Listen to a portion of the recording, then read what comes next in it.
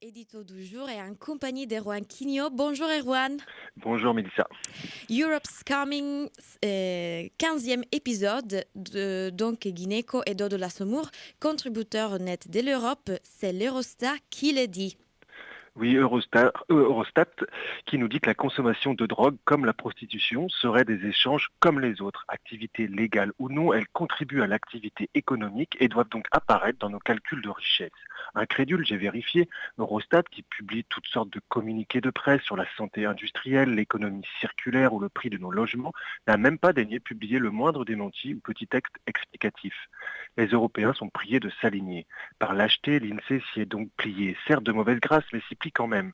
Pour les drogues, en écartant pour l'instant la prostitution. La France inaugurera ses nouveaux calculs dès le mois de mai prochain.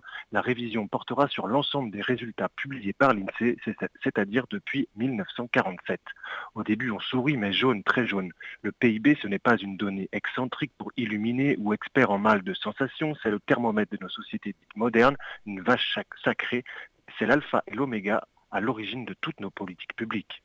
Eurostat, l'agence officielle des statistiques, est rattachée à la très rigide Commission européenne.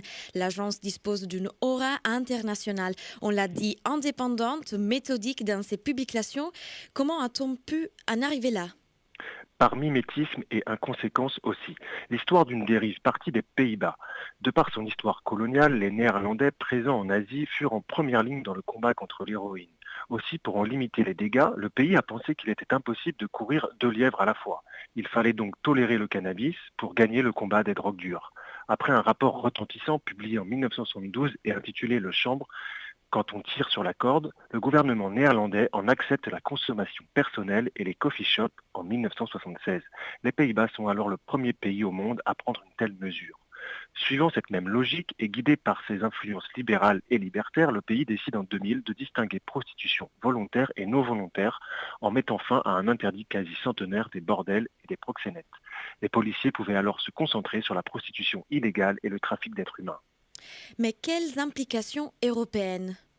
En ajoutant à leur PIB en 2010, comme ils en avaient parfaitement le droit, les nouvelles recettes générées de la drogue et de la prostitution, soit quand même 3 milliards d'euros, 0,4 points de leur PIB, si on ne considère que les revenus déclarés au fisc, les Pays-Bas ont ouvert un précédent. Ils alarment d'ailleurs rapidement la Commission européenne de l'iniquité de leur contribution au budget européen. Budget européen, rappelons-le, calculé sur ce même PIB. Or, des PIB au mode de calcul harmonisé et calqué sur le modèle néerlandais, c'est davantage de recettes pour l'Europe qui estime en outre qu'il s'agit là de transactions commerciales consenties librement. Les partenaires européens furent donc expressément invités à se conformer à la vision néerlandaise dès 2013. L'Espagne, le Royaume-Uni et l'Italie furent les premiers à suivre. Voilà pour les précédents, mais en quoi cela pose un véritable problème politique ? D'abord parce que le moindre des choses aurait été de faire le distinguo entre le cannabis, qui se rapproche sans doute davantage de l'alcool, et les drogues dures, héroïne, cocaïne, drogue de synthèse, LSD, la liste est incomplète. Le marché ne s'est jamais aussi bien porté, nous alerte Marie Otavi dans le journal La Croix. C'est sur le fond, c'est de toute façon inadmissible. Les États devraient avoir le droit de dire et d'estimer ce qui a ou non de la valeur ajoutée dans une société.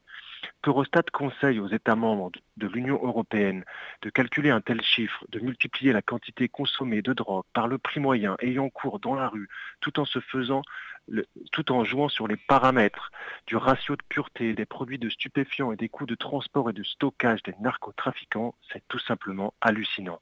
Eurostat l'ignore peut-être, mais la cocaïne fait des ravages en Europe. Venue de Colombie par avion, par bateau, camouflée dans l'estomac de mules humaines, le kilo vendu là-bas 1000 euros le sera 30 fois plus cher chez nous. En France, les prises explosent. 17 tonnes, rien que pour l'année dernière. C'est 2 fois plus qu'en 2016, 10 fois plus qu'il y a encore 10 ans. Combien de complications cérébrales, combien de morts? À la triste vérité, Eurostat s'en moque. Ils ne savent rien de la réalité, ni d'un drogué en manque, ni des minots, guetteurs, qui forcément décrocheront de l'école, ni des malheureux destins tombés dans les griffes de la prostitution.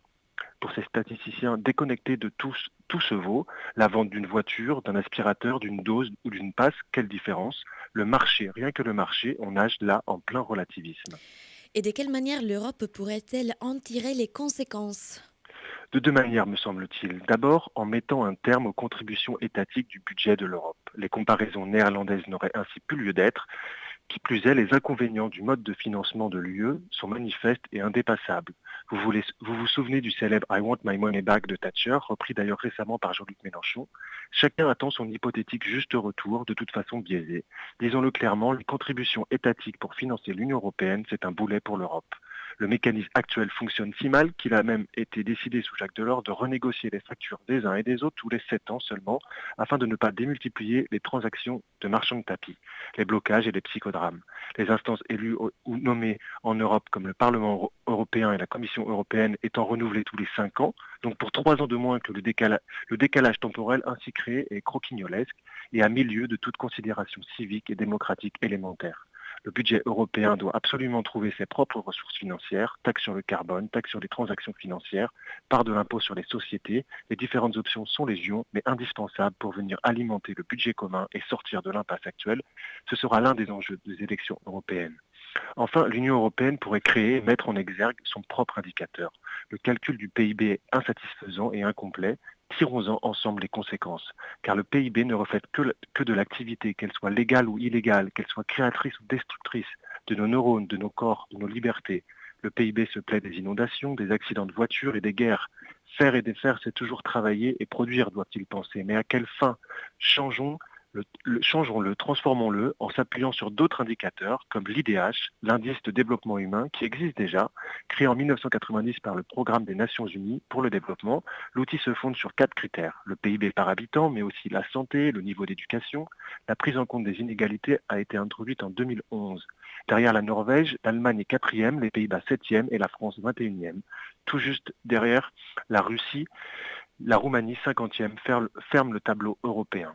L'absence de prise en compte des libertés publiques dans l'IDH est un défaut sérieux, rappelle Wikipédia, mais rien n'empêcherait alors l'Europe de concevoir son propre outil de statistiques et un jour d'organiser les G8, G20 ou G50 du développement humain.